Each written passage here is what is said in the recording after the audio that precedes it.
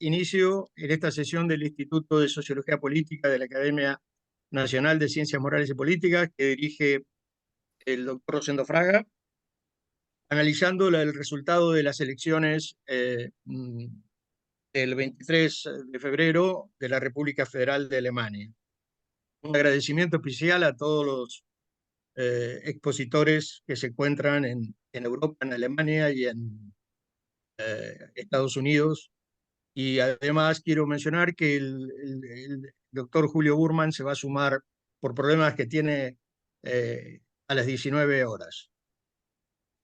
Bueno, en primer lugar va a hacer uso de la palabra André Golmich, que es periodista, licenciado en Economía por la Universidad de Buenos Aires.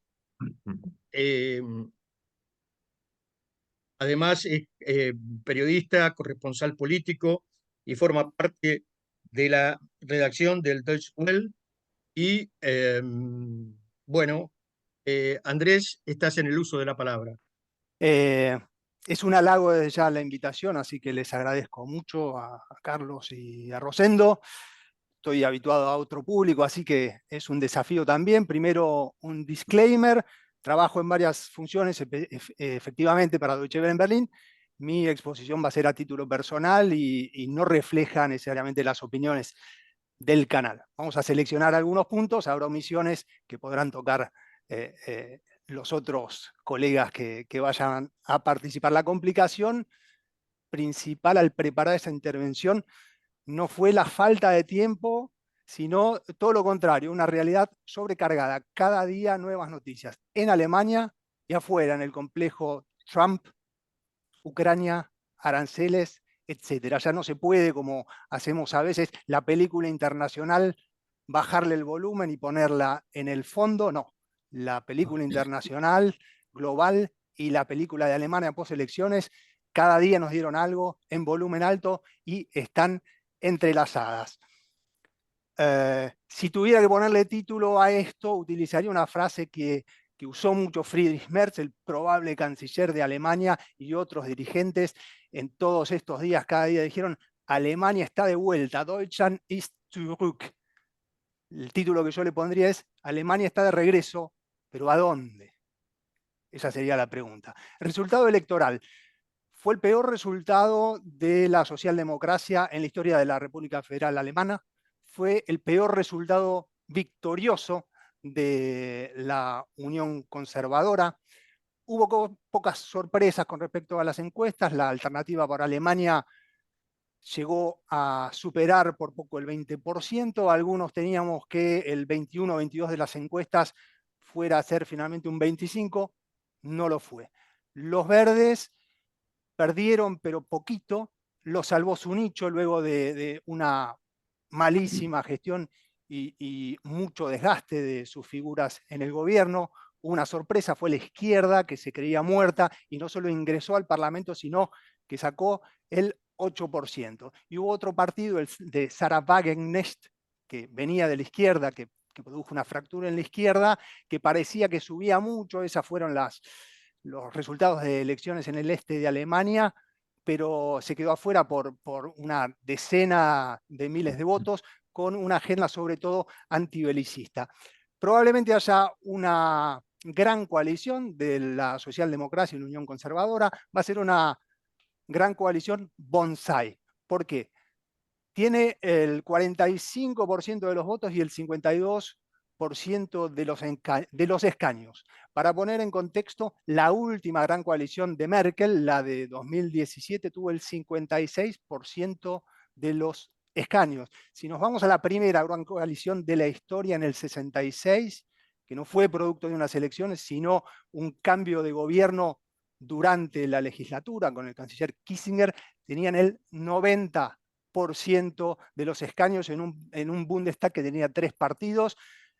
Merkel 2005 y Merkel 2013, 73% y 80% respectivamente. Esta coalición va a tener 52%, apenas una mayoría simple. No va a tener los 2/3 de los escaños necesarios para, por ejemplo, realizar reformas constitucionales, y ahí pasamos al momento actual, porque esto ha dado 2 sorpresas. La primera, muy poquito después, apenas iniciadas las negociaciones de coalición entre el bloque conservador y el SPD, el Partido Socialdemócrata, Friedrich Merz anuncia junto con los otros que va a sacarle el techo a los gastos en defensa y que va a crear un fondo de 500.000 millones de euros para gastos en infraestructura fuera del freno constitucional a la deuda.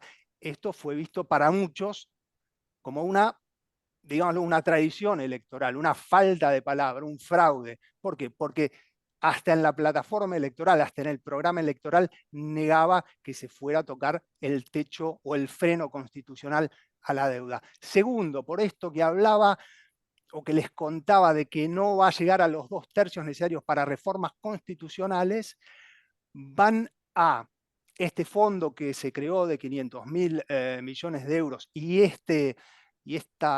sacarle el techo a los gastos en defensa, que tiene que hacerse por reforma constitucional, lo van a hacer reuniendo al viejo Bundestag, es decir, el que resulta de la voluntad popular de octubre de 2021, cuando en poquitos días podría constituirse ya el nuevo Bundestag, el que responde al voto popular, de febrero de 2025. ¿Por qué?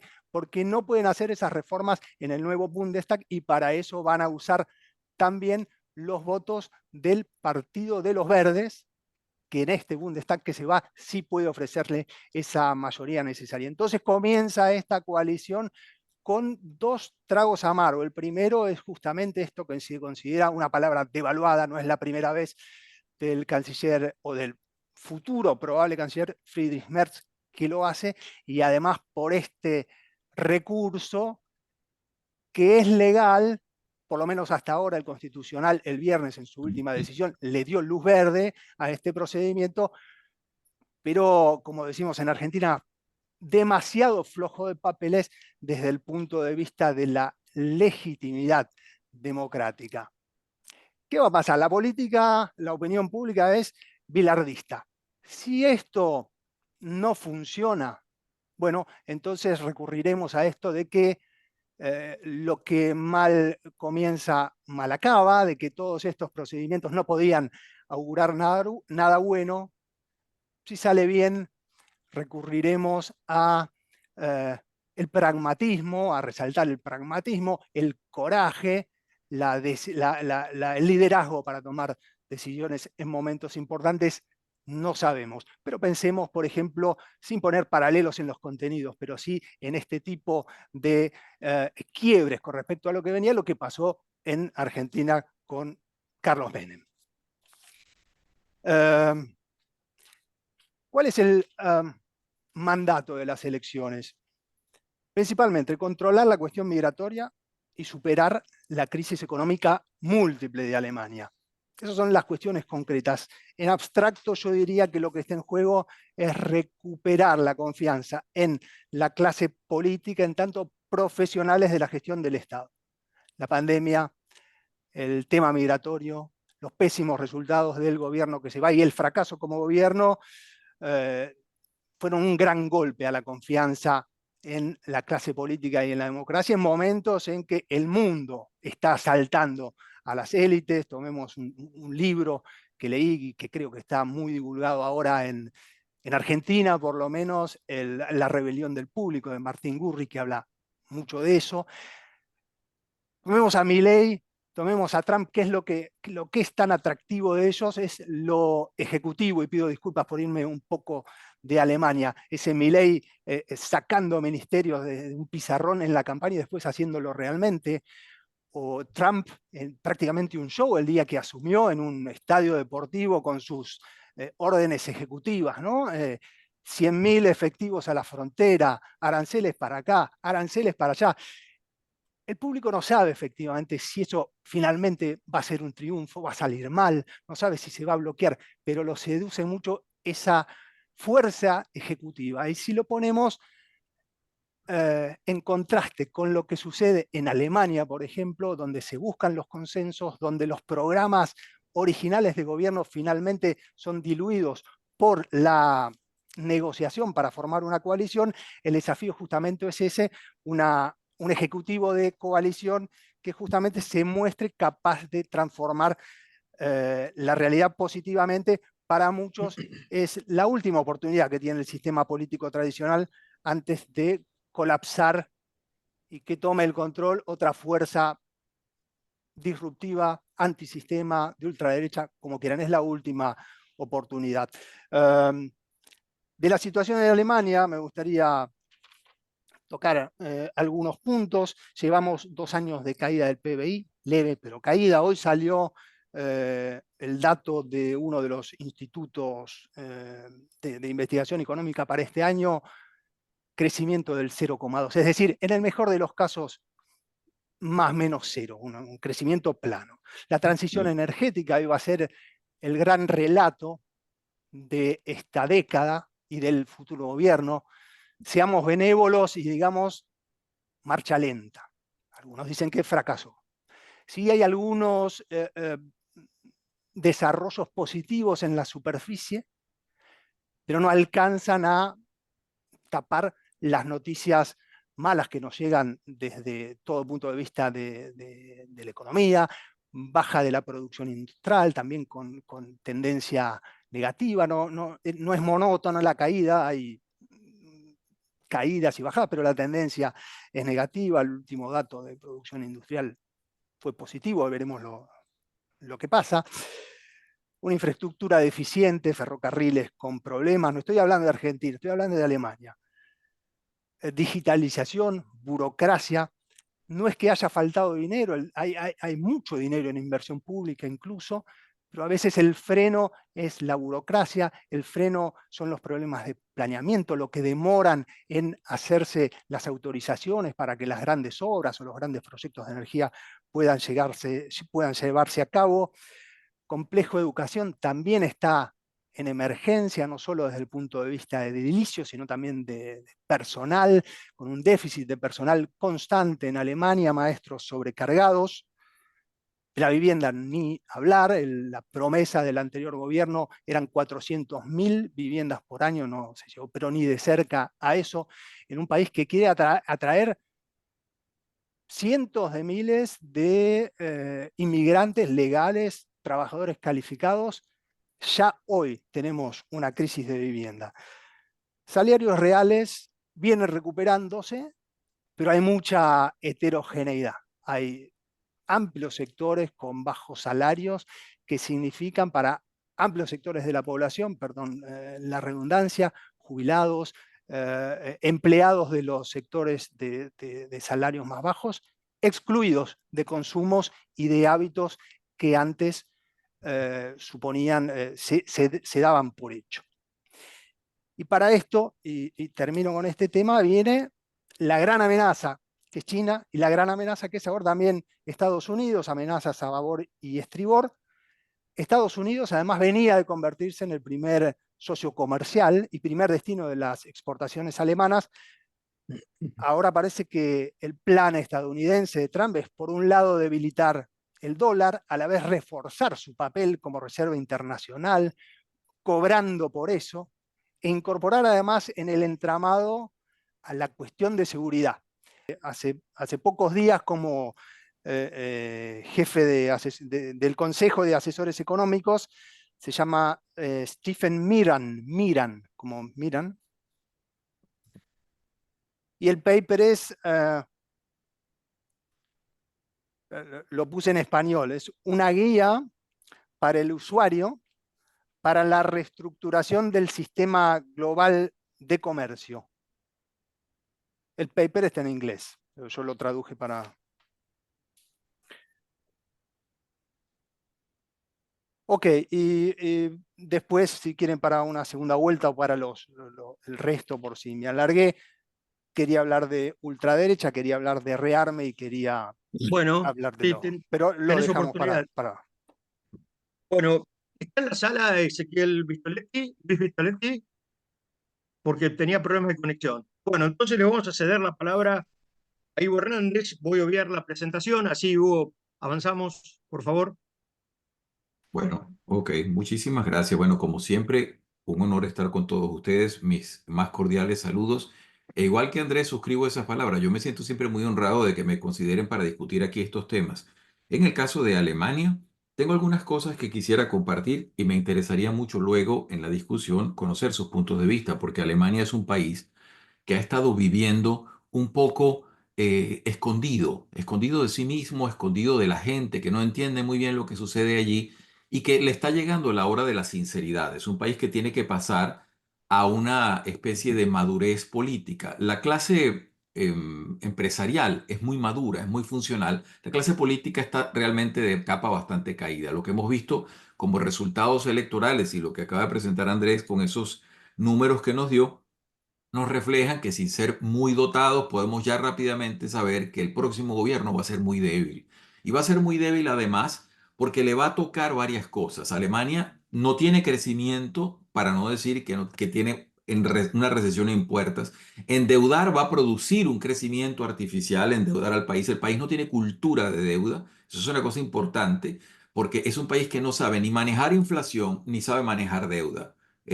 No tienen esos mecanismos, los perdieron históricamente. Entonces, el país se va a tener que confrontar en una especie de sinceración del gasto. Es decir, el famoso estado de bienestar alemán está haciendo agua porque no estamos tomando en cuenta las erogaciones brutales por el tema migratorio que se les fue de las manos.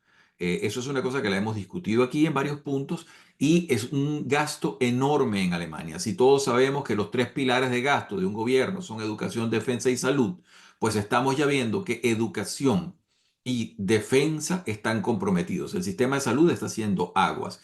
Y el tema de defensa también va a ser muy complicado para los alemanes, porque van a tener que ponerse sobre la mesa varios puntos desagradables. Primero, van a tener que retroceder en todo lo que dijeron sobre el tema nuclear. Es decir, Alemania va a tener que volver a enfrentar el tema nuclear. Los verdes en algún momento entenderán que la energía nuclear es la que menos CO2 produce. Entonces van a tener que empezar a entender eso. Y ya que ellos tenían antes un sol pequeñito que decía Atom, Nein Danke. Bueno, ahora vamos a ver, eso sería como energía atómica, no gracias. Ahora vamos a ver Atom, ya viste, es decir, atómico, sí, por favor. Es decir, aquí el país va a tener que empezar a sincerarse y esos procesos son dolorosos, pero van a ser muy positivos. Yo soy muy optimista a mediano plazo. A corto, veremos un país que va a despegar en el sistema keynesiano de endeudamiento y financiamiento del sector público, pues va a meterle plata a un montón de gente.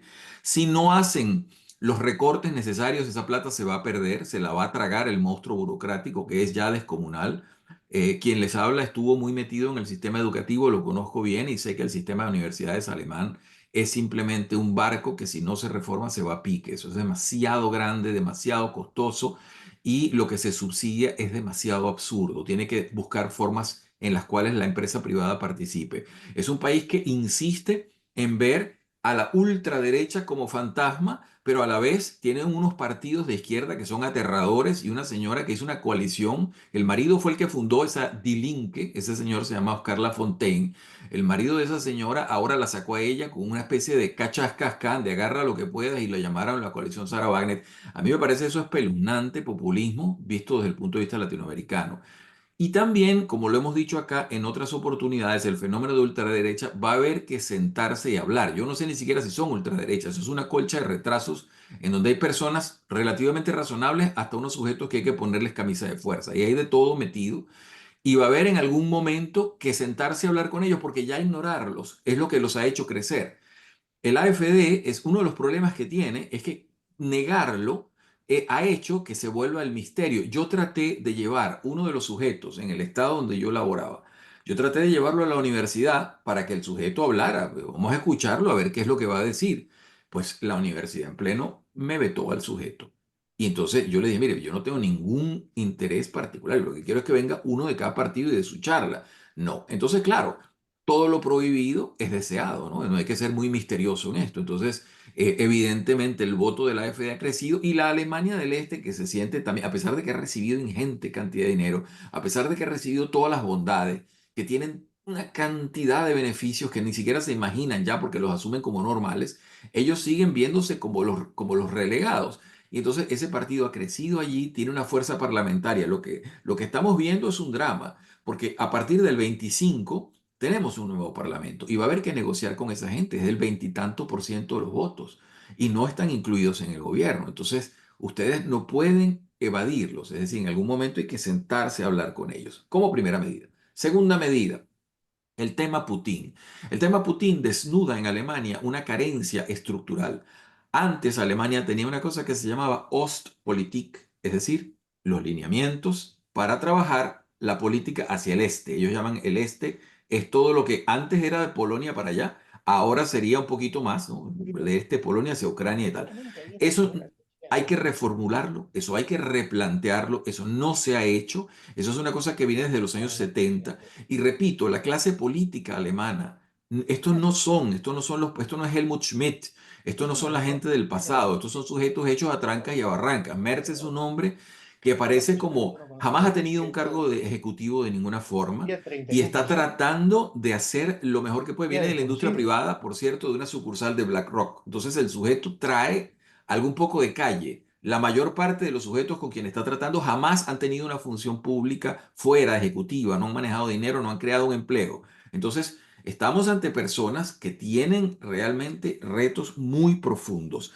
Va a haber que meterle mano a ese estado de bienestar, va a haber que reformarlo. Eso significa que el señor Merz, que nunca le ha caído muy bien a la población, le va a caer menos bien todavía. Entonces, todo eso le viene a esa futura. Además, recuérdense, la GroKo, que es como se llama la Gran Coalición, porque ellos dicen Große Coalición, esa GroKo es lo que ha venido gobernando Alemania en los últimos 15 años y está asociada con una cantidad de desastres enormes, porque son las mismas caras que se rotan dentro de las posiciones de poder. Entonces, uno está todavía con la cabeza pensando en Sigmar Gabriel y todos aquellos tipos que estaban ahí en el SPD, que ahora rota, viene otro, pero las medidas estructurales no se están presentando nuevas. Estamos ante retos muy profundos. Alemania tiene que reintroducir la agenda nuclear, tiene que reintroducir una agenda de armamento completamente distinta para crear un ejército que no tiene, absolutamente no lo tiene que ratificar su presencia de la OTAN en términos económicos porque se ha venido escabullendo con la famosa política Merkel, que era simplemente hacer negocios con China y que Estados Unidos nos proteja. Eso es cierto, eso no es porque lo diga Trump, eso es verdad. Es decir, si usted mueve los números, usted se da cuenta que Merkel se escabullía, en vez de pagar el 2%, se escabullían con el 1.1, 1.2 del PIB, que en una economía como la alemana, pues es una cantidad de dinero bastante importante. Entonces, todo eso se va a tener que enfrentar esta coalición que está por nacer y que estamos viendo allí cómo se va a trabajar.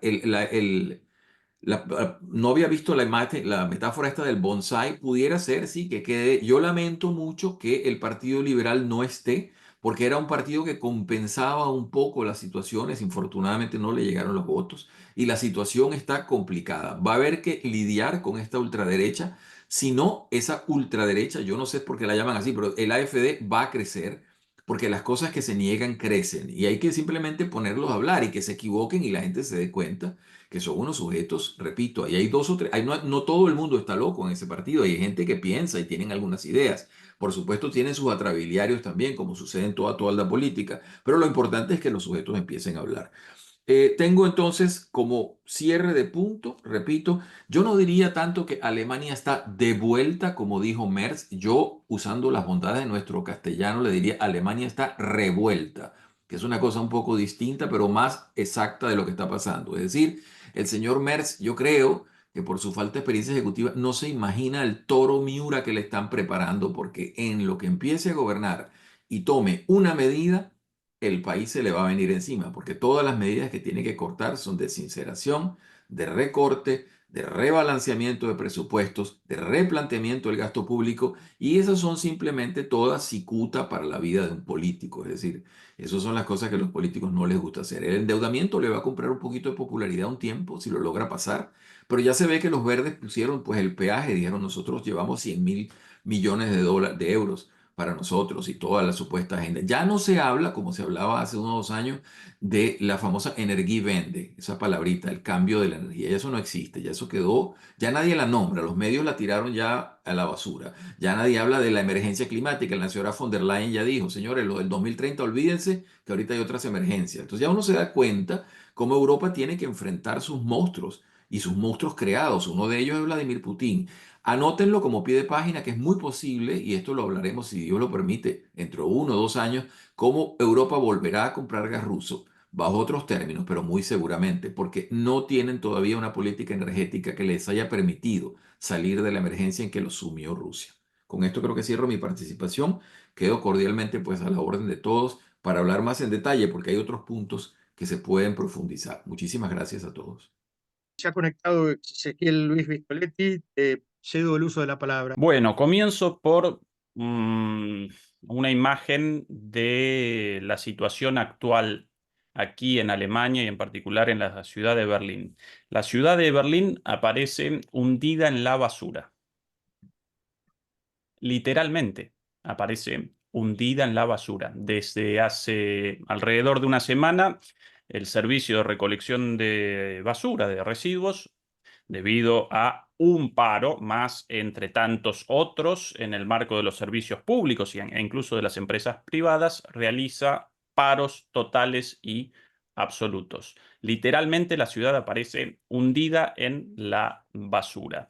El miércoles, pasado mañana, va a comenzar un paro general del transporte público aquí en la ciudad de Berlín, si no recuerdo mal, miércoles y jueves, 2 días de corrido, tras ya más o menos 3 o 4 jornadas de huelga, hace 2 semanas también 2 días de corrido, antes de eso un viernes y más atrás otro viernes también, un solo día a la semana. Hace poquito paro de los aeropuertos, recién la noticia de que el sindicato de los trabajadores estatales, muy importante, rechazó la contraoferta del Estado en la negociación paritaria, en la negociación salarial, con lo cual seguramente comenzarán paros por ahí también. De aquí a poco también paros posiblemente en Deutsche Bahn, en el sistema de trenes, etcétera, etcétera, etcétera. Recesión desde hace 2 años oficialmente, en realidad desde hace mucho tiempo más, y no del 0, o de apenas menos 0,2 o menos 0,1, sino mucho mayor, mucho mayor. Recesión, inflación. En estas últimas semanas comenzó un nuevo pico inflacionario, casi comparable al de inicios de la guerra en Ucrania. Aquí, bueno, según las estadísticas, del 10%, en realidad en la práctica mucho más, y en alimentos mucho mayor.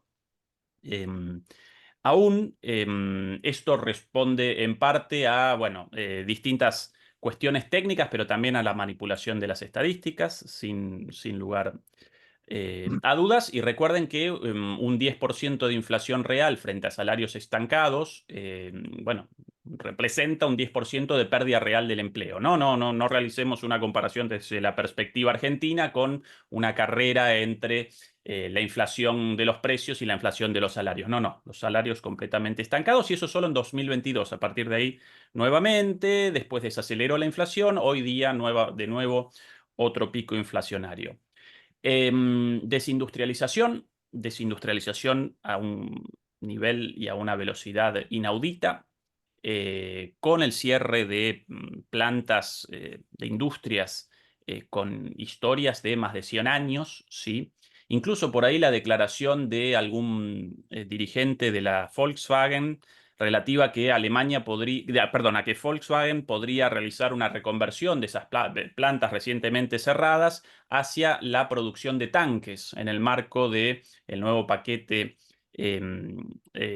para la defensa votado, en realidad todavía no votado, pero ahora propuesto por esta nueva alianza de gobierno.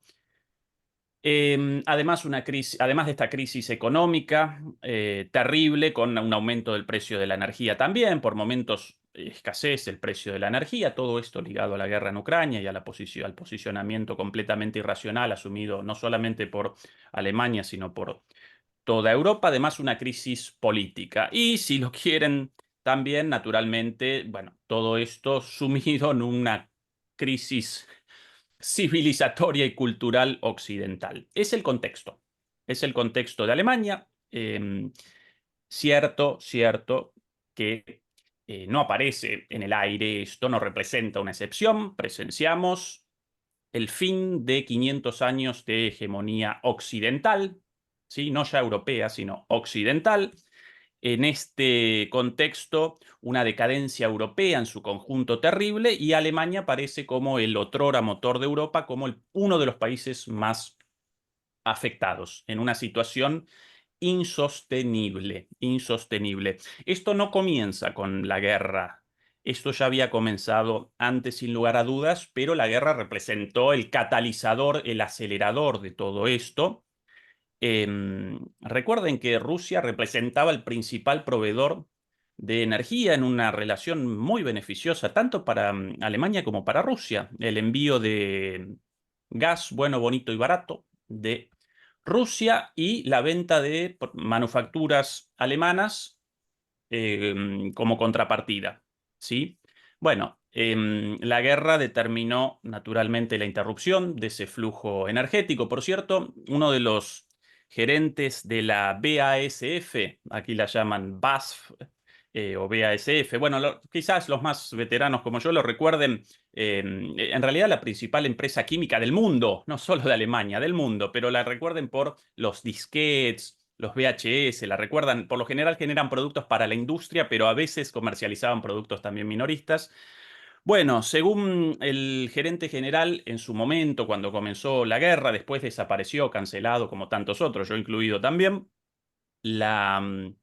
el carácter de campeón mundial de las exportaciones de Alemania hasta ese entonces, comenzaba recién la guerra, respondía a dos cuestiones. Por un lado, la inventiva, el desarrollo técnico, las muy buenas características de la ingeniería alemana, ¿sí? La innovación, esa es la palabra, la innovación.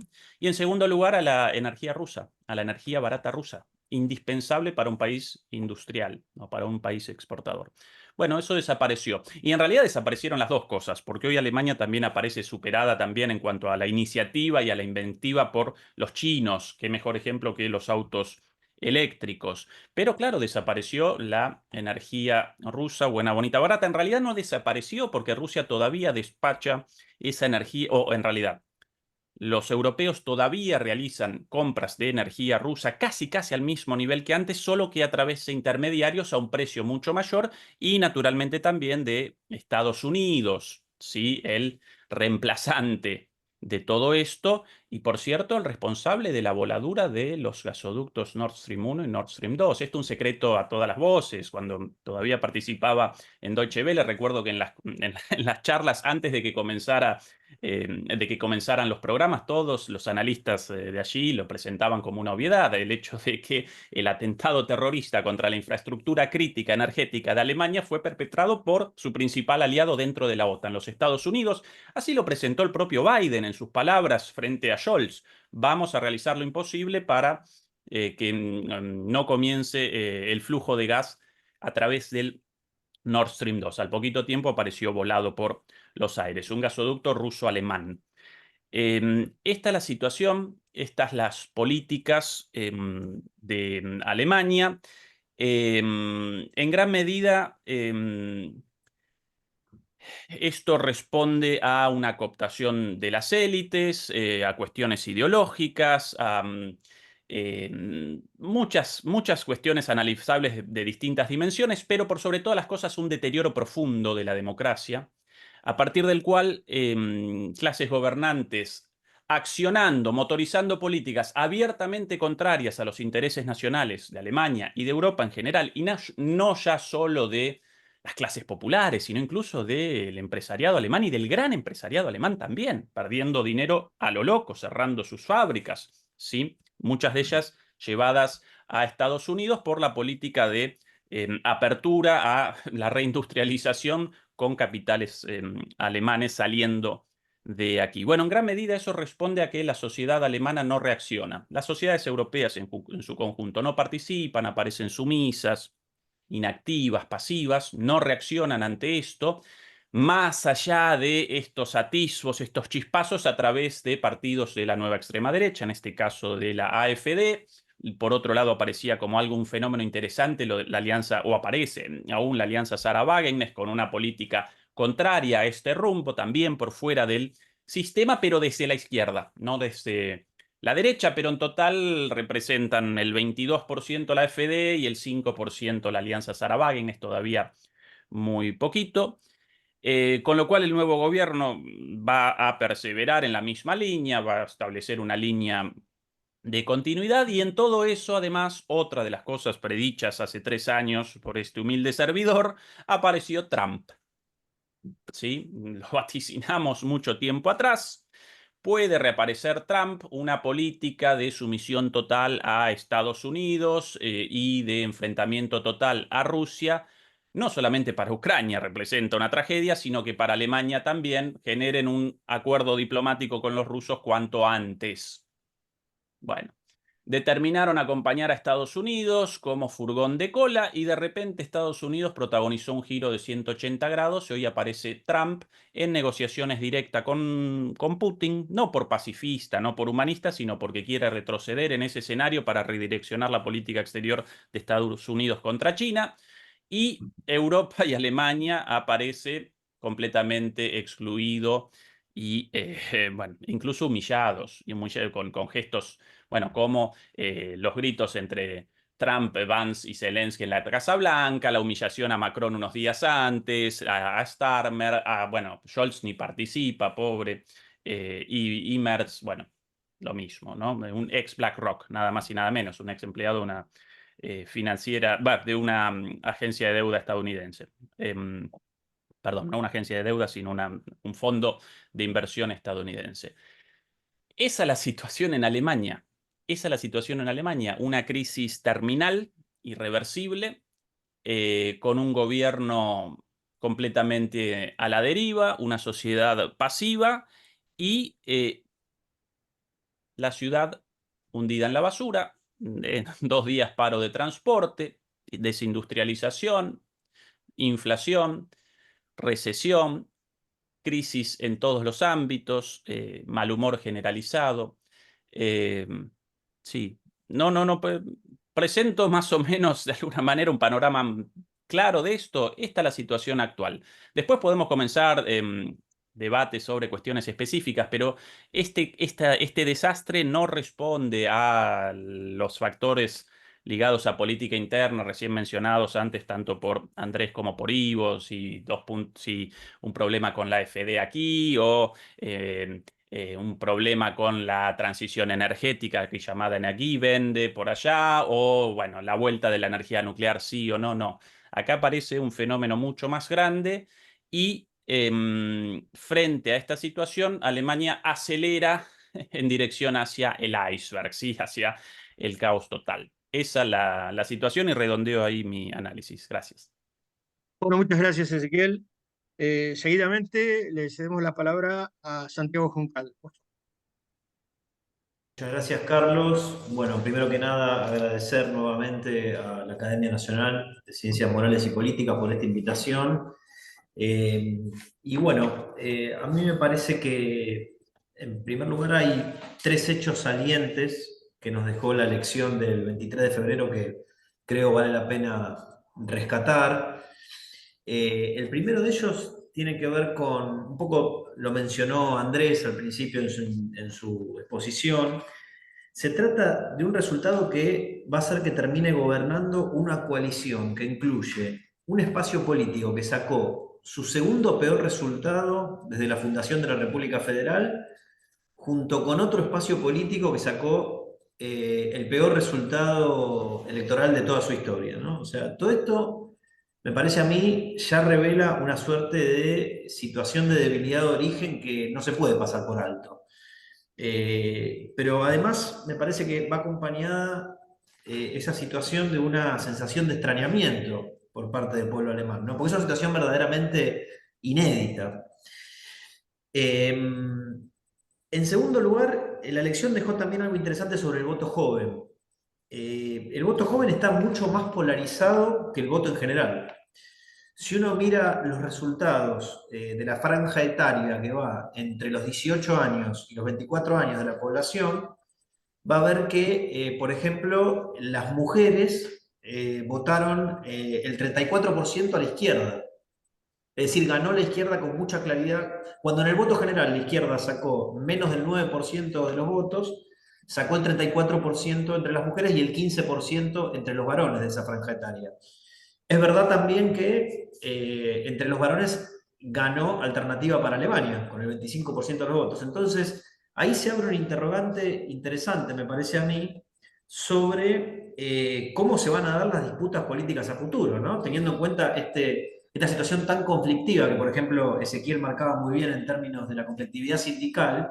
Digo, ¿cómo se va a dar la disputa política a futuro con estas generaciones que al parecer se están polarizando en el espectro político alemán, ¿no? Digo, acá la paz social parece estar bajo una cierta amenaza, por lo menos en perspectiva. Y en tercer lugar, el otro hecho saliente de la elección, me parece a mí, es geográfico, ¿no? El fuerte apoyo que tuvo la extrema derecha en el este del país, que de alguna manera ya se había adelantado con las elecciones regionales del año pasado, pero que muestran que Alternativa para Alemania sacó en algunos distritos del este porcentajes muy elevados, ¿no? En comparación sobre todo a lo que sacaron a nivel nacional, que ya de por sí hicieron una elección muy buena.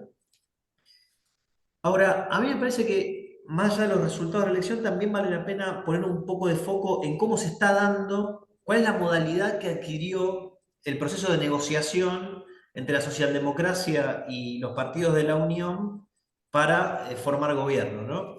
Me refiero fundamentalmente a esta especie de secretismo rígido que se armó, donde no va a haber ni selfies, ni filtraciones a la prensa, supuestamente, en cómo van a ir armando con los grupos de negociación el plan de gobierno completo, ¿no? Es obvio o es evidente para mí que, por un lado, esto es reflejo de la propia dificultad de un proceso que ya de por sí implica grandes diferencias entre las partes, ¿no? Para negociar. Pero también hay ahí, me parece, un temor de que no empiecen a exponerse diferencias que desde el vamos vayan generando las condiciones para un final anticipado como el que tuvo la coalición Semáforo en noviembre del año pasado, ¿no? Digo, hay un temor ahí, me parece a mí, que está presente y que a la vez está muy tironeado o acicateado, si se quiere, por el propio fantasma de la ultraderecha. Es decir, estamos ante una situación tan inédita como es el hecho de que negocian un acuerdo, de que se negocia, perdón, un acuerdo entre partes ya de por sí débiles de un futuro gobierno, cuando es justamente la parte que tuvo el crecimiento más fuerte en términos electorales la que está quedando afuera, ¿no? Por un cordón sanitario que se deshilachó, pero que por ahora se sigue manteniendo en su lugar. Ahora, de hecho el propio Merz lo dijo, ¿no? Esto creo que lo mencionó antes, no sé si fue Andrés o Ivo, esta idea de última oportunidad, ¿no? Para los partidos del centro, en el sentido de que si fracasan los partidos del centro, va a terminar prevaleciendo finalmente sí la ultraderecha en términos electorales y políticos. Ahora, el problema de ese planteo de Merz es que fue precisamente el propio Merz el que en definitiva Merz y la coalición de los partidos de la Unión las que dieron aire a la ultraderecha, ¿no? Sobre todo recogiendo buena parte de los planteos de la propia agenda de la ultraderecha, fundamentalmente en materia de inmigración, pero no solo, ¿no? Digo, hicieron de eso una bandera en la campaña electoral y en ese sentido, incluso más, llegaron a llevar a cabo un proyecto de ley, la CDU, que apuntaba a suspender la reunificación familiar para refugiados, que apuntaba a ampliar los controles de la policía y a consolidar legalmente las restricciones a la migración, que por suerte el 31 de enero pasado no prevaleció en el Bundestag, pero por muy pocos votos, ¿no? Entonces, me parece que ahí Merz, digamos, con esta idea de que es la última oportunidad, tendría que ver qué hizo su propio espacio político para llegar a esa situación de deshilachamiento del cordón sanitario. Digo, fue él el que lo deshilachó, llevando a cabo un proyecto de ley que fue apoyado por la propia Alternativa para Alemania y que, por suerte, luego de manifestaciones multitudinarias, no tuvo lugar en el Bundestag. Ahora, hay también otra cosa interesante, creo, dentro del propio proceso de negociación que se está llevando a cabo, que es que si uno mira el documento que fue publicado el 8 de marzo, ¿no? El sábado 8, entre las partes, con las líneas generales de gobierno, muy preliminar obviamente, pero donde ya aparecen algunas pistas, prácticamente allí no hay referencias a todo lo que tiene que ver con la política exterior de Alemania a futuro, ¿no? Por lo menos referencias directas. Entonces ahí creo que surgen dos interrogantes clave que de alguna manera las exposiciones anteriores lo fueron tomando, ¿no? Sobre todo me parece la de Ezequiel recién. En primer lugar, ¿cómo va a ser el vínculo de Alemania con Estados Unidos? Si uno mira lo que dijo el propio Merz en su discurso, tras la victoria del 23 de febrero, dijo que Europa ya no podía confiar en Estados Unidos, o al menos en su actual administración no podía confiar, ¿no? Esta idea de que no se hacía ninguna ilusión. Es muy semejante a lo que dijo Merkel allá por mediados de 2017, cuando pocos meses antes había asumido Trump en Estados Unidos, ¿no? Decía, no podemos confiar más en los estadounidenses y tenemos que resolver nuestros propios problemas sin acudir, digamos, a Estados Unidos, por lo menos en materia de seguridad. Y eso nos lleva a un posible segundo interrogante, que es, ¿se va a poder revivir en todo caso el eje franco-alemán? Porque si uno mira, prima facie, lo que ve en Macron y en Merz, hay ciertas afinidades como para trazar allí un horizonte de que se potencie lo que ellos llaman, o lo que en su momento Macron llamó autonomía estratégica para Europa, ¿no? Digo, este discurso de Merz del 23 de febrero, pero también algunos posicionamientos previos, marcarían esa tendencia, pero la pregunta es, ¿no es un poco tardío todo ese intento de rearme? Que seguramente mañana, o muy probablemente mañana, prospere en el propio Bundestag, con esta idea del levantamiento del techo de la deuda para el gasto militar junto con el plan de infraestructura. Me parece que teniendo en cuenta las capacidades militares y estratégicas que adquirió, que acumuló y fueron adquiriendo Estados Unidos, China y Rusia, Europa pasa a ser un actor bastante menor, digo, más allá de lo que pueda aparecer ahora con incluso con el libro blanco para la defensa europeo que se va a publicar esta semana, ¿no? Bueno, para cerrar, un último punto. Yo creo que, y también lo mencionó Andrés, ¿no? No hay que dejar de señalar el muy difícil contexto económico que está viviendo Alemania, y que hoy justamente, a esto hacía mención Andrés en particular también, se ratificó el informe del IFO, ¿no? El estancamiento de la actividad es evidente después de años de recesión, y el pronóstico de crecimiento sí, es un crecimiento raquítico o exiguo de 0,2%, que además son, para este año, que además son perspectivas menores a las que se dieron el año pasado. Digo, antes se pronosticaba un crecimiento mayor. Esto está muy atravesado, obviamente, por la incertidumbre para la inversión que genera una nueva guerra comercial como la que lleva a cabo Trump, y creo que eso es algo que, en línea con lo que planteaban antes los otros expositores, va a condicionar mucho, no solamente al próximo gobierno en cuanto al desempeño económico alemán, sino también al propio programa de ajuste que va a pretender llevar a cabo justamente la coalición. Muchas gracias. Bueno, muchas gracias, Santiago. Bueno, puede circular la palabra en algunos de los presentes, o si alguno de los expositores quiere hacer algún comentario o preguntas, también queda abierto el debate. Hola, hola. ¿Sí? Alberto Brelinger, sí. Sí, ¿qué tal? Buenas tardes. Bueno, muy interesante todo lo expresado por los disertantes. Yo quería hacerles una consulta para quienes quieran responder. He leído en un diario de Alemania que próximamente se realizará, no sé dónde, en Bruselas posiblemente, una reunión de la Unión Europea, integrada por 27 países. Y el temario principal de este evento será la competitividad de Europa, el rearme de Europa y el apoyo a Zelensky. Pregunto, ¿hay una contradicción en todo esto? Porque, digo, si, como dicen, Europa va a gastar 800.000 millones de euros en rearmarse y tiene un problema de competitividad, ¿no sería más, digo, oportuno, interesante o innovador invertir más justamente en lo que es la industria moderna, ¿no? Para ser más competitivos y además bueno, para evitar el sacudón que le está pegando a Estados Unidos, pero que ya desde hace un tiempo largo, la China, ¿no es cierto?, con la invasión y con la política de exportaciones agresiva que tiene. Bueno, esto es lo que quería consultar y comentar. Bueno, alguno de los Carlos Baiman, No, ¿le no, vas no, a responder vos? no, justamente, que respondan los expositores y después Ah, bueno, hago. bueno. ¿Alguno de los opositores? Ivo, ¿querés responder? Se me fue un poquito el sonido. Yo quedé con la idea de la competitividad alemana. Por eso Ah, no me vieron moverme porque hubo cortes bueno, en el sonido. Ezequiel, Ah, Santiago, yo Andrés. respondo Bueno, Si Ezequiel. quieren. si quieren. Bueno, sí, una contradicción más, una mancha más al tigre. En primer lugar, el apoyo a Zelensky.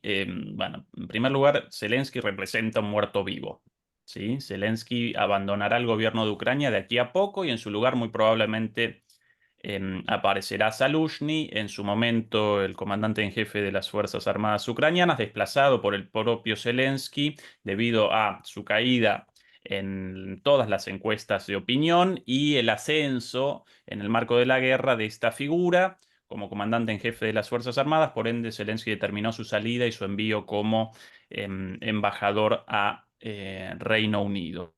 Ya comenzaron las negociaciones entre Trump y los opositores antirrusos dentro de la política ucraniana, como Poroshenko, como Timoshenko, con lo cual de aquí a poco serán realizadas elecciones. Esto básicamente por demanda, más que pedido, por demanda de Rusia. Rusia no va a establecer negociaciones con miras a la resolución del conflicto con Zelensky, entonces por eso los estadounidenses o el trumpismo, el gobierno de Trump ya comenzó la presión para la salida de Zelensky. Así que acompañar en primer lugar a la figura de Zelensky representa una estupidez, incluso desde un punto de vista atlantista, pro-ucraniano y demás.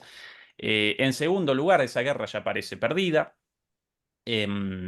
Después de la humillación a Zelensky en la Casa Blanca, Starmer realizó una reunión en Reino Unido, primero con Zelensky, después con un grupo muy heterogéneo de gente, ni siquiera todos, ni todos de la Unión Europea, ni todos de la OTAN, una mezcla rara de gente, la coalición de los dispuestos, la llamaron, para maximizar el apoyo no estadounidense a Ucrania ante la orden de Trump de abandonar ese escenario, pero incluso con la amenaza de vamos a despachar tropas británicas prontamente a Ucrania, lo mismo dicho por Macron.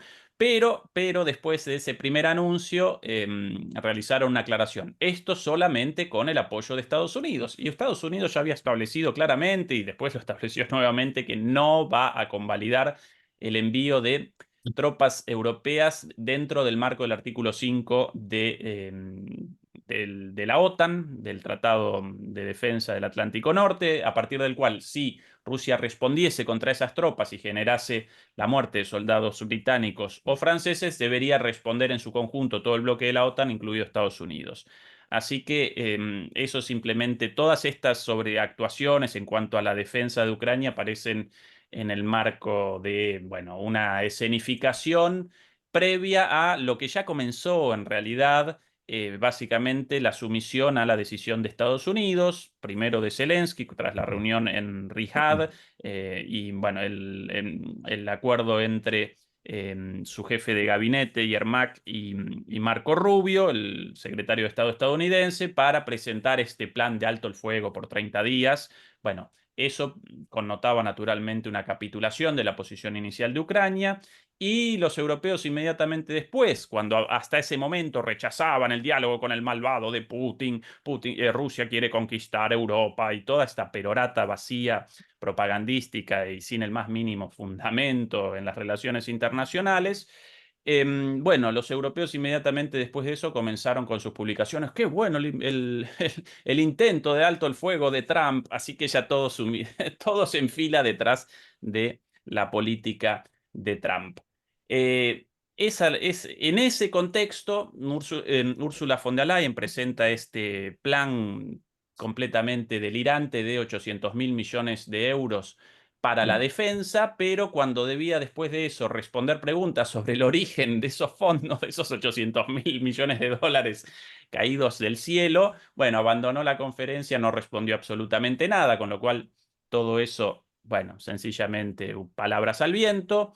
Sí, más concreto, aparecen, por ejemplo, los 500.000 millones de euros en este plan de la nueva alianza de gobierno en Alemania, plan de 500.000 millones de euros para infraestructura y alrededor de 100.000 millones de euros para defensa, pero ni siquiera para la defensa alemana comprando armas alemanas.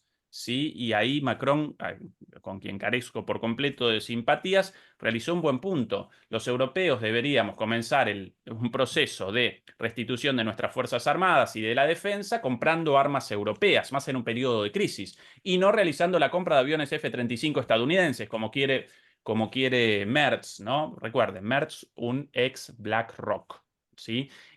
Y no solo esto, además incluso la principal empresa armamentística alemana, Rheinmetall, también con participación estadounidense en su accionariado, con lo cual, incluso aún comprando armas alemanas, una buena parte de ese dinero sería canalizado hacia Estados Unidos. Además de esta contradicción, ¿sí? Voy presentando datos sobre el despropósito de la política alemana, europea en general. Además de todo esto, Europa y Alemania también acompañó en su momento con Biden y ahora incluso con Trump, aunque lo presentan como, oh, qué terrible Trump.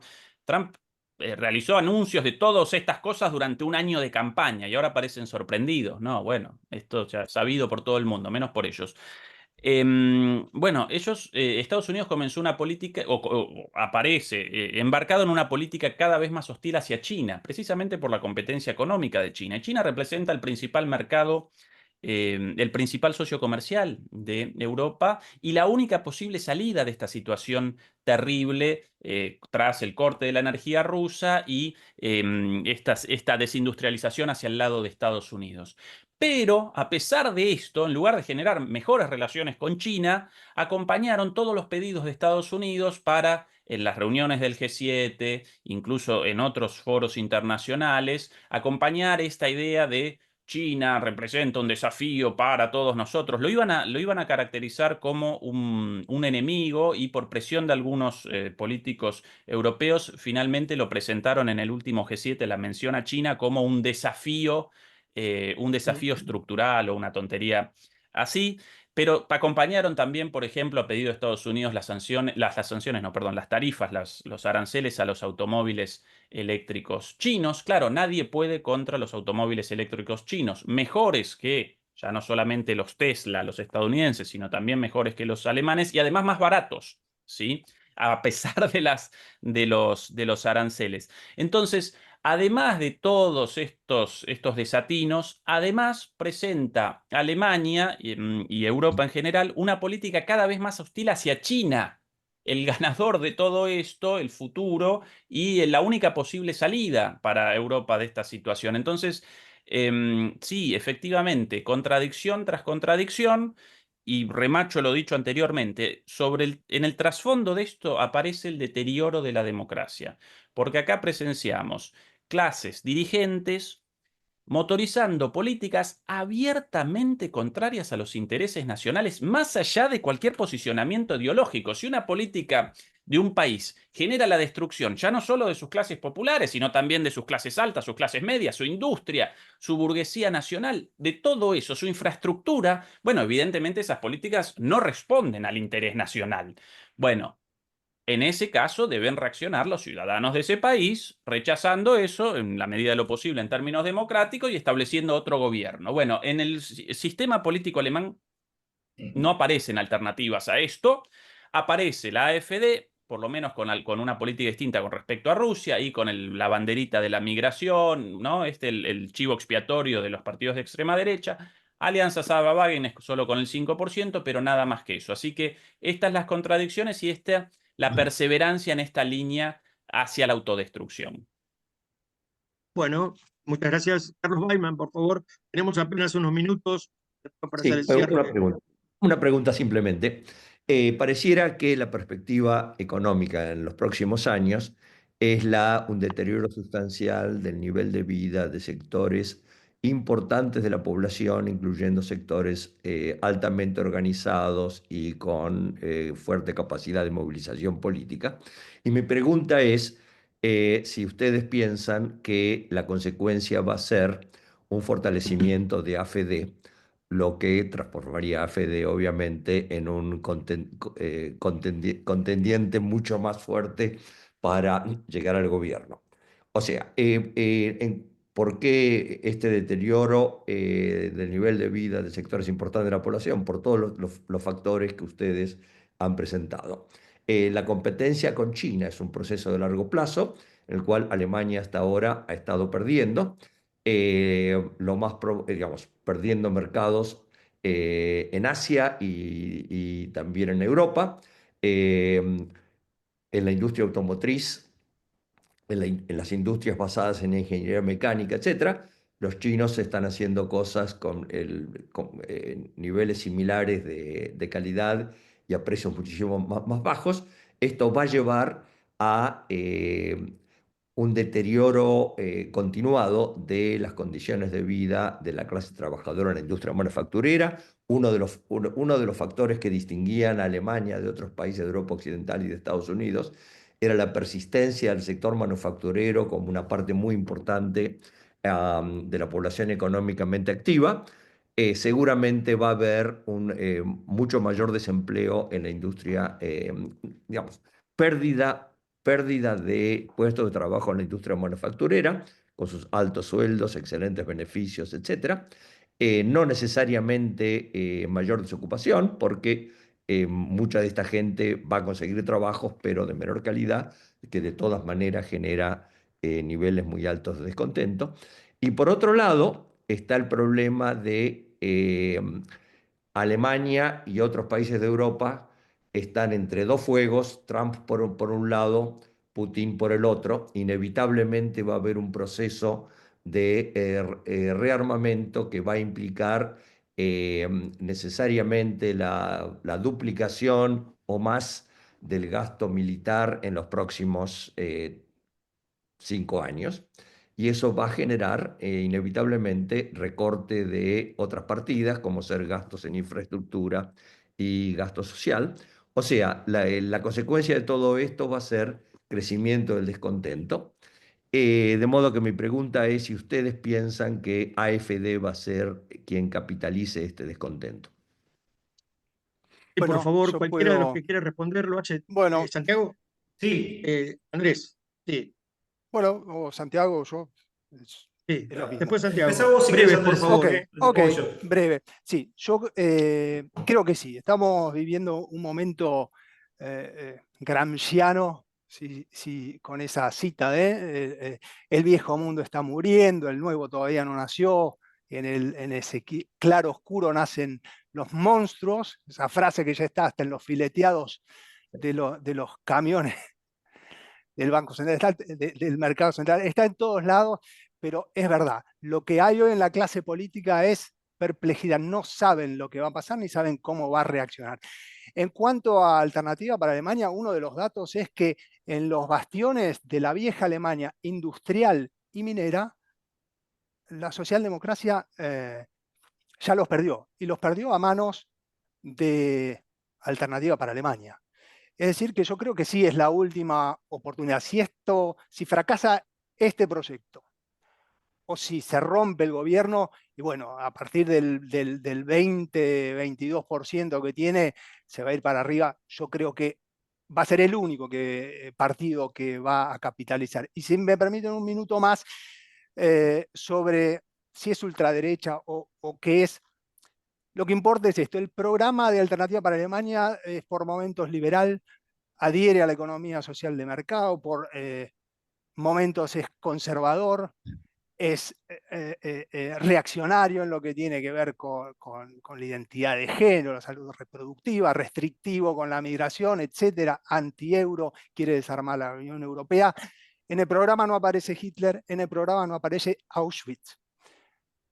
El argumento debe ser ad hominem contra Alternativa para Alemania. No todo argumento ad hominem es una falacia. Los grupos que son el motor de este partido no es Alice Weidel, menos es Krupala, son grupos que existen hace mucho, que tienen sus usinas de pensamiento y que tienen su programa. No es su programa electoral, pero sí es su proyecto político, que implica ganar espacios en la sociedad civil, en lo que ellos llaman el Vorfeld, la prepolítica, en lo institucional, en los parlamentos, órgano que desprecian. Y entonces yo creo que ese programa sí existe y es concreto, y yo veo que es posible que Alternativa para Alemania gane las próximas elecciones. No digo que va a pasar, no digo que es probable, pero sí es un escenario hoy posible. Creo que Alemania, justamente Alemania, no debería permitirse el riesgo de un experimento así. Gracias. Santiago, ¿querés decir unas palabras breves, Sí, por favor? sí, un poco respondiendo a lo que planteaba Carlos, yo creo que es prematuro todavía para decirlo, pero me parece importante volver a este dato de que entre la población joven hay una polarización muy grande, ¿no? O sea, los varones y las mujeres han votado fuertemente, bueno, en el caso de las mujeres a la izquierda y en el caso de los varones, tanto a la izquierda como Alternativa para Alemania, sobre todo. Y eso plantea un horizonte realmente muy conflictivo, porque digo, la disputa política se puede dar ya no solo en lo electoral o en lo institucional, sino también en las calles, ¿no? O sea, ahí me parece que, digamos, evidentemente hay un crecimiento muy fuerte de la ultraderecha, pero también hay una resistencia del otro lado. Por algo, buena parte de la población salió a las calles para decir, no, el cordón sanitario se sostiene, y por algo 31 de enero no cayó, por algo 31 de enero cayó el proyecto de ley que apuntaba a ir en contra o avanzar en las restricciones migratorias. Entonces, me parece que lo que tenemos es un escenario de acá a unos años de mucha polarización, ¿no? Siempre y cuando se mantengan, por supuesto, estos números que por lo menos apuntan o abarcan lo electoral. Y con relación a lo que se planteaba antes, también la pregunta creo que de Alberto, que respondió en parte Ezequiel, a mí me parece que la arquitectura de seguridad europea van a pasar varios meses y eventualmente años hasta que sepamos a qué tipo de acuerdo se llega. También creo que es un momento muy prematuro todavía. Pensemos que Trump efectivamente defenestró en la propia Casa Blanca ese viernes 28 de febrero fatídico a Zelensky, pero después hizo ajustes. Le plantea ahora a Putin que dé una respuesta sobre una tregua de 30 días, que no sabemos qué va a responder Putin, aunque ya algunas señales dio de que iban a tener que aclararse un montón de cosas. Digo, el proceso va a ser largo. Estados Unidos no puede desentenderse plenamente de Europa porque ya tiene capacidades hundidas militares en Europa. Entonces, me parece que Trump también en esta suerte de política del caos muchas veces se sobreexpande en sus propias declaraciones y que después no se terminan sosteniendo, incluso en esta suerte de expansionismo, ¿no? Groenlandia, Canadá, Panamá, en algún momento todo eso alguien le va a hacer rendir cuentas sobre hasta qué punto consiguió algo sobre todo eso. Y tal vez ahí empiece a filtrarse la idea de que no fue tan efectivo en sus planteos. Bueno, muchas gracias. Ivo, un minuto porque tiene que cerrar Rosendo, por favor. Absolutamente, muy breve. Dos cositas. Lo primero, que dijeron que por qué no se compraban armamento europeo. Aclaro un punto. Las bombas atómicas que están en Europa, lo que se llama la disuasión o la deterrence sharing nuclear y todo eso de disuasión compartida. Hay más o menos 150 bombas repartidas en diversos países. Donald Tusk, el de Polonia, está pidiendo que le pongan a él. ¿Por qué no están comprando aviones europeos? Porque ese armamento, las B-61, les están renovando el software a todas y las están acoplando con los F-35. Eso es una cosa un poquito más técnica y tiene que ver con eso. Por supuesto, Estados Unidos tiene leverage, tiene su parte allí. Eso como primera medida. Como segunda, lo dejo para que lo piensen. Eso de la ultraderecha hay que matizarlo. Lo que estamos viendo es un fenómeno de populismo creciente de parte de izquierda, con esa señora Wagenknecht, repito, que eso lo hizo el señor Lafontaine. Él hizo los dos partidos, el de Linke y hizo esta coalición Wagenknecht. Nadie sabe qué es eso. Esas personas dicen una cosa u otra. Y lo que hay un resquemor en Alemania es que todo el mundo sabe que se acusa de pro-Putin a mucha gente, pero realmente pro-Putin fue el SPD y el CDU que hicieron crecer a ese señor. Nadie olvide que el canciller alemán cerró la oficina, entregó a Schröder el mando y se fue a trabajar a Gazprom. Y Angela Merkel le entregó el país energéticamente del 18% al 55%. Ese señor lo crearon. Del 2005 al 2020, el crecimiento económico de Rusia tiene que ver con los ingresos alemanes. Eso la gente lo tiene. Lo que pasa es que el mejor país para callar sus cosas es Alemania. Pero ese pecado de origen lo tenemos sabido todos y está allí. ¿Y qué pasa? Estos politiqueros, porque algunos realmente ni siquiera son políticos, navegan o chapotean en todo eso. No hay todavía respuestas claras. Y aunque parezca doloroso y mucha gente lo vea, Trump va a venir a ordenarles a los europeos las cosas por la carencia de iniciativas que tienen. Eso lo dejo para pensar. Y repito, no es tomando partido de uno o de otro, sino viendo el drama que se está viviendo y que se va a vivir con esta nueva coalición. Muchas gracias. Gracias. Rosendo, por favor, hacemos el cierre. En 2 minutos, ¿no es cierto? Primero, perdón por el hackeo, ¿no es cierto? Y gracias a los que se quedaron y han seguido en el Zoom. Mucho lo valor. Bueno, Andrés terminó su exposición diciendo ¿a dónde va? ¿A dónde va Alemania? Y yo creo que Alemania va a una militarización. Pero con el análisis político de Santiago Juncal, es muy claro que es una asociación, una sociedad que no está para la militarización. Yo aquí veo el gran conflicto. Va a la militarización con una sociedad que no va en esa dirección. Ya están midiendo la opinión pública del servicio militar, una serie de cosas, y esto, a mi juicio, no va. Alemania va a pasar a tener el primer presupuesto militar de Europa. Una sociedad que durante 80 años ha recibido el discurso contradictorio a eso, y eso está ahí presente. La situación es paradojal en este sentido, ¿no? Es decir, el más antiguerra es afirmación por Alemania. El partido de los grandes que está más en contra de la guerra es afirmación por Alemania, que por eso queda como prorruso. Pero acá hay una contradicción también. Bueno, para ir terminando, Vistoletti, muy buen conocimiento sobre el tema sobre todo de Francia.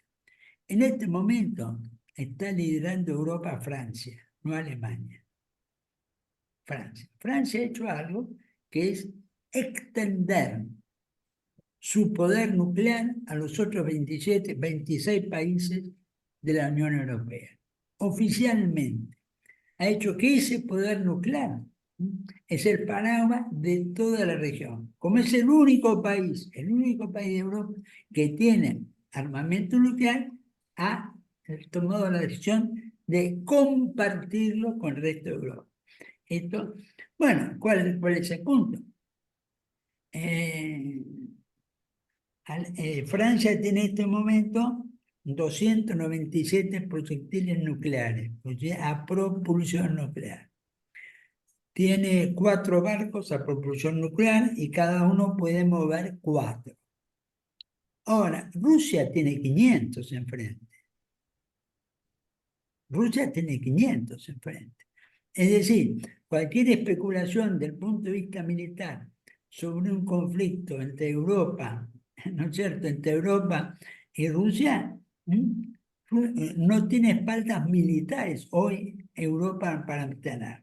Con lo cual, como han dicho varios acá, lo más probable es que Europa termine retrocediendo para acompañar la posición estadounidense en lugar de chocar con ellos.